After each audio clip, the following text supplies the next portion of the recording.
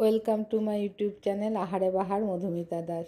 আজ আমি আপনাদের কাঁচা কলার ধোকা করে দেখাচ্ছি। আর এর জন্য আমি কয়টা কাঁচা কলা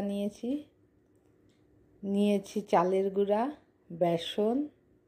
কাঁচা কলাগুলোকে সিদ্ধ করে নিয়েছি, তার মধ্যে চালের গুঁড়া, বেসন, লবণ, হলুদ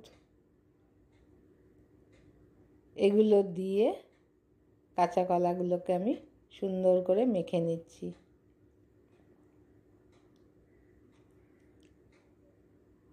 মেখে একটা নির্দিষ্ট শেপ করে নিচ্ছি।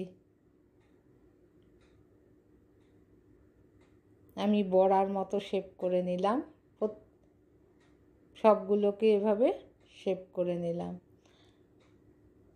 গ্যাসে কড়াই বসিয়ে সরষের তেল দিয়ে, সরষের তেল গরম হলে পরে এক এক করে এগুলোকে ভেজে নিচ্ছি। আমি গরম তেলে দিয়ে দিলাম, দুপিঠ উল্টে সুন্দর করে ভেজে তুলে নেব। ফ্রেন্ডস, আশা রাখছি রেসিপিটি আপনাদের ভালো লাগবে। চ্যানেলটি লাইক ও শেয়ার এবং সাবস্ক্রাইব করে আমার পাশে থাকার চেষ্টা করবেন।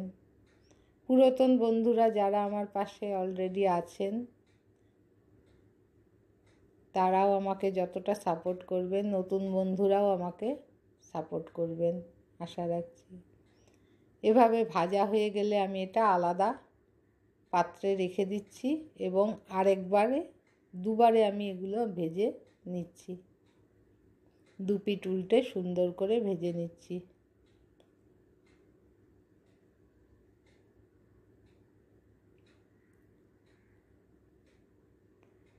এবারেও আমি তুলে নিলাম। এবার বাকি তেল বেশি দিব না, বাকি তেলে আমি জিরা ফোড়ন দিয়ে আলু দিয়ে দিলাম। আলুগুলোকে ভাজতে নিলাম।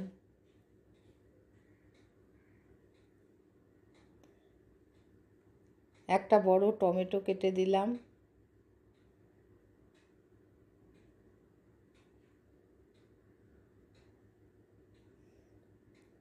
বেশ কিছুক্ষণ আলুগুলোকে তেলে নাড়াচাড়ার পরে এর মধ্যে আমি পেঁয়াজ, আদা, রসুন, কয়েকটা রসুন দিয়ে তৈরি এই পেস্টটা আমি দিয়ে দিলাম।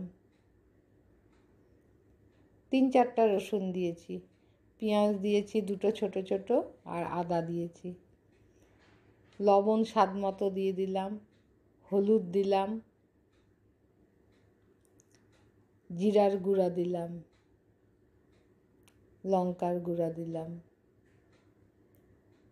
এবার আমি মশলা শুদ্ধ আলুগুলোকে খুব ভালো করে নেড়ে নিচ্ছি। যতক্ষণ না মশলা থেকে তেল ছাড়ে আমি এভাবেই নেড়ে যাব। আমার মোটামুটি হয়ে গেছে।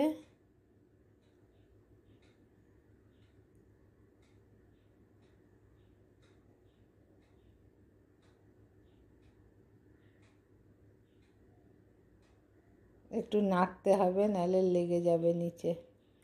এবার আমি উতলানো গরম জল যতটা প্রয়োজন দিয়ে দিলাম। গরম মশলা দিলাম,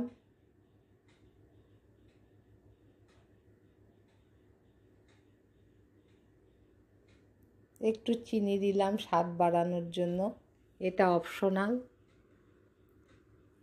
ঝোলটা ফুটে আসলে এর মধ্যে আমি কাঁচকলার বড়াগুলোকে দিয়ে দিলাম। সামান্য হালকা করে নেড়ে নিচ্ছি।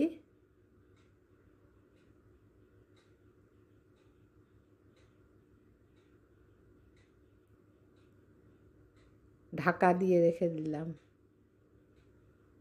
মিনিট 4 আমি ঢাকা দিয়ে রেখে ঢাকা খুলে আমার কাঁচকলার ধোকা কমপ্লিট। এবার গ্যাস অফ করে দিয়েছি, অন্য পাত্রে এটা ঢেলে নিব।